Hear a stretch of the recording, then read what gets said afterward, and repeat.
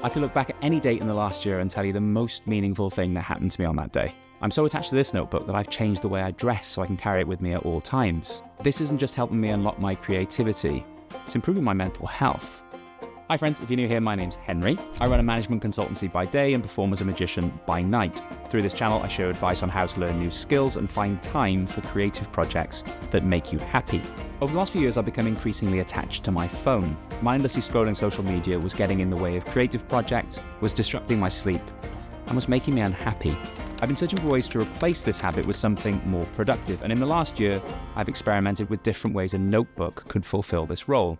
Through trial and error, I've realized there wasn't one style of notebook that would meet all of my needs, and over time, I've landed on 3 that each fulfill a specific purpose. In this video, I'm going to share what they are, how they keep me off my phone, how I use them, and the impact they've had on my life. What follows is, well, it's a lot. So it's important to say that this isn't a prescription, it's a description of what works for me. But having said that, of all the habits I've introduced to my life over the last 10 years, this one has been the most creatively and emotionally fulfilling.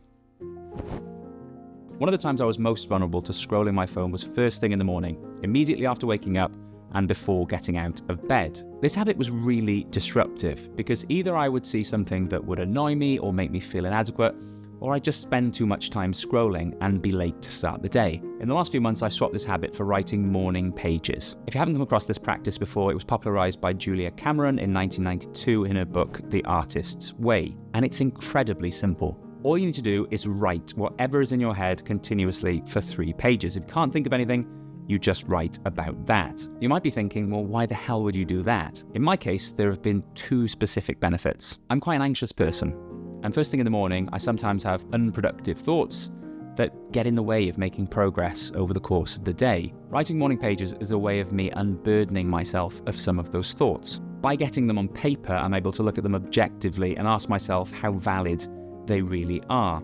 Over time, I've realized this practice helps me see these thoughts for what they are, in most cases, just works of fiction, and to replace them with more productive ones. I was really nervous about starting this practice because I didn't want to commit the embarrassing and sometimes quite pathetic thoughts that are in my head to paper.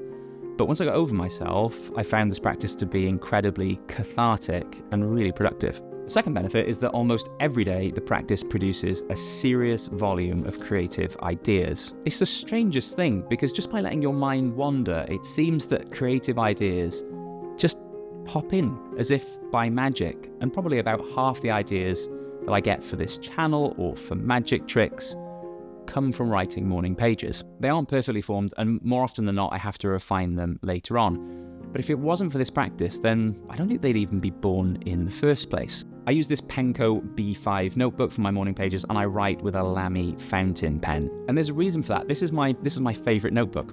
It didn't come with this piece of elastic. I added that because I wanted to customize it in some way. I love the way that it feels to write on the paper, and it's kind of a treat for me first thing in the morning. I want to look forward to it. It takes about 20 minutes to complete, and I do it with a cup of coffee and a candle burning at my side. For me at least, it's a tool for mental clarity and seemingly boundless creativity. I really couldn't recommend it highly enough.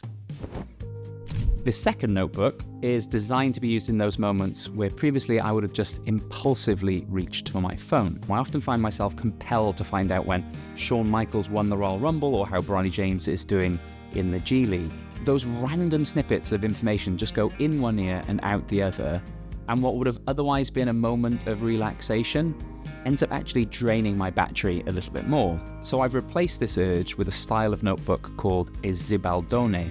In the 1400s in Florence, just as paper was becoming widely available, people started to capture quotes, passages from books, sayings, aphorisms, in some cases even achievements that they wanted to show their friends and maybe even future employers. The zibaldone is a precursor to the modern commonplace book and the more modern still concept of the second brain. I carry this everywhere with me. Whenever I see something I find fascinating or enriching, I copy it out. I write slowly and neatly, and if I remember to bring my date stamp, I'll stamp the date alongside it.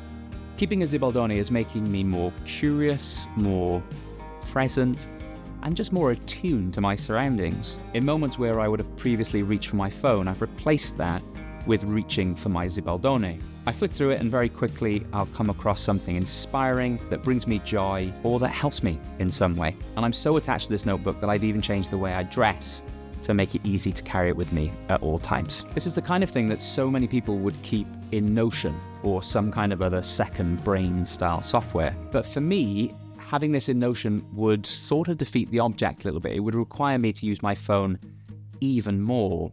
And I'm irrational, so before you know it, I'd be off down some rabbit hole looking at information that I wasn't searching for and that doesn't add any value to my life. I'm certain that at some point in the future, I will digitize the contents, but for now, I'm very, very happy with this being an analog solution.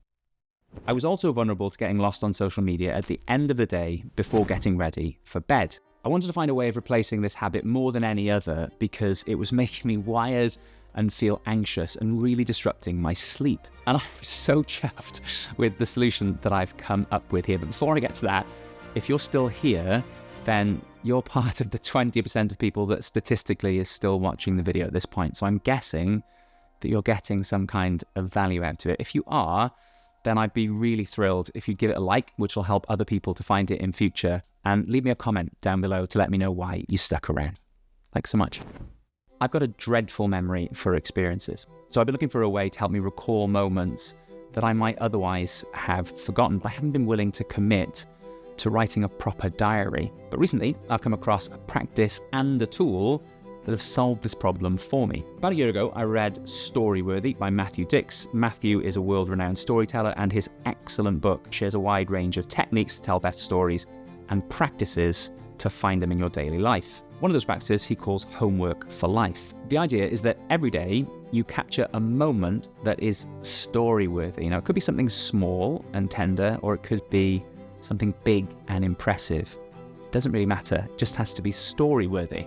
The tool is this beautiful journal from Tamara Shopsin. I bought it after reading about how Austin Kleon uses it as a commonplace diary. It's got space to capture a really succinct moment every day for 5 years, which is perfect for capturing something story-worthy. I found this practice to be so soothing at the end of the day, but it's also a gift that I'm giving to my future self. In 5 years' time, I'm sure I'll remember swimming in geothermal springs with my siblings in Iceland, but I probably wouldn't have remembered my dog Larry knowing instinctively to comfort me at the end of a difficult day. But I think that's the beauty of this practice, because it forces you to capture the boring but the beautiful moments of your life that would otherwise be lost as memory fades. It takes me 5 minutes to fill in, and I'm 37 now. I love the idea that at 42, I could flick through and just see what was the thing at 37 that I thought was worth recording